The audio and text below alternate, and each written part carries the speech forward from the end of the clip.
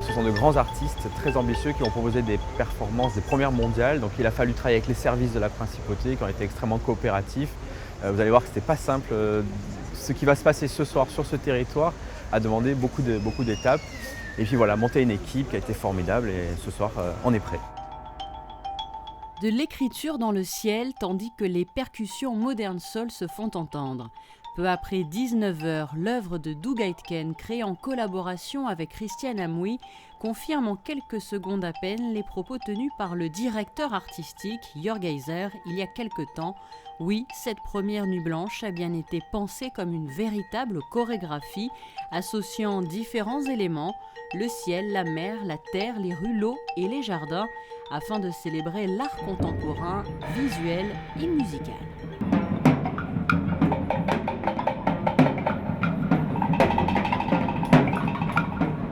Le titre de cette nuit blanche est le plaisir de la découverte, des choses dehors. Et c'est ce que nous voulons expérimenter. Il y a de la curiosité très vite attisée car il y a des choses auxquelles on ne s'attendait pas.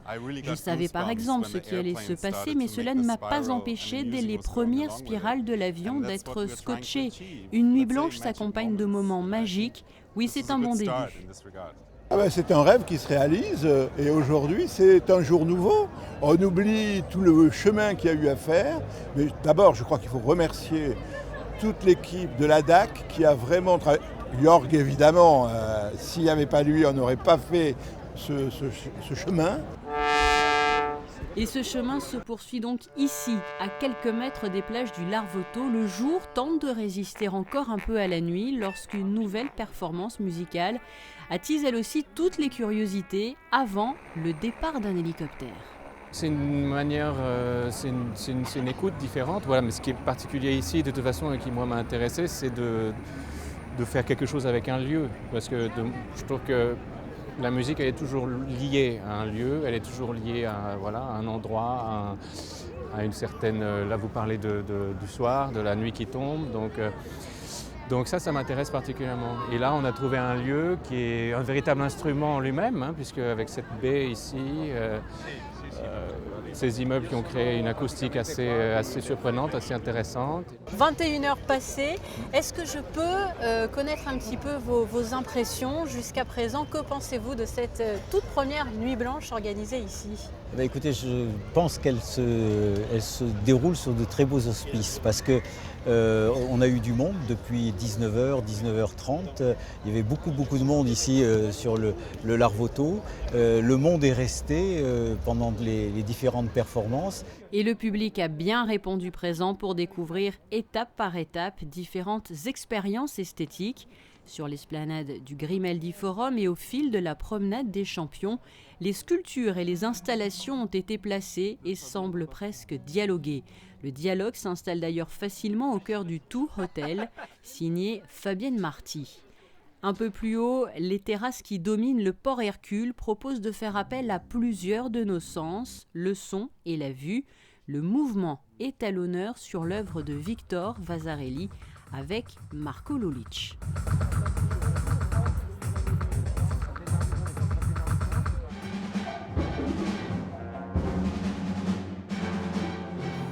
Un peu plus bas, le centre de congrès Auditorium Régnier III est pris d'assaut dans le bon sens du terme et devient en moins d'une heure une sorte de maison des artistes. Les performances sont partout. The End, avec notamment l'Orchestre Philharmonique de Monte-Carlo, Isabelle Lewis et sa prestation intitulée Étrange Action.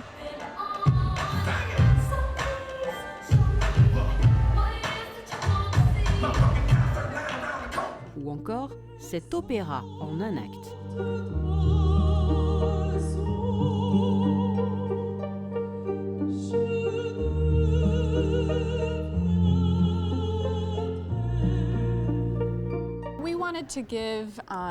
Ce que nous voulions partager avec le public cette nuit à Monaco, ce sont des choses assez simples qui caractérisent les performances que nous menons ensemble, avec des thèmes ou plutôt des états d'esprit.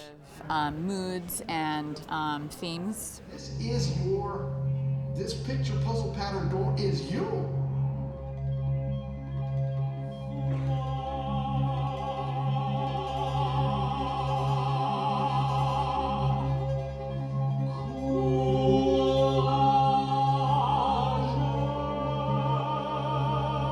Alors là, on le disait, on est déjà samedi.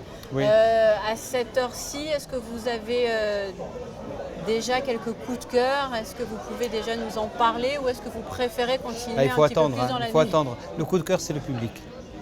Le public qui est répondant, qui est participatif. Ce sont des mots dont j'ai horreur, hein, mais qui est là d'abord. Hein, On l'entend d'ailleurs, je on crois. l'entend autour de nous et qui nous a accompagnés vraiment toute la soirée. On a fait 2 salles pleines avec de la musique contemporaine, c'est quand même quelque chose ça. Et l'autre grand événement de cette nuit blanche, c'était bien sûr l'électro-party organisé au centre de congrès Auditorium René 3. Il est 5h30 du matin. Dans peu de temps, les premiers rayons du soleil vont apparaître. Si vous avez peu dormi, c'est peut-être parce que vous avez participé à cette nuit blanche et tout comme nous, vous avez très certainement assisté à de belles surprises. Sachez que cet événement qui était bien loin d'être sédentaire était organisé en association avec le NMNM, le Théâtre Princesse Grace ou même encore le musée océanographique. Nous reviendrons en détail très prochainement sur Monaco Info sur cette nuit blanche dans un magazine.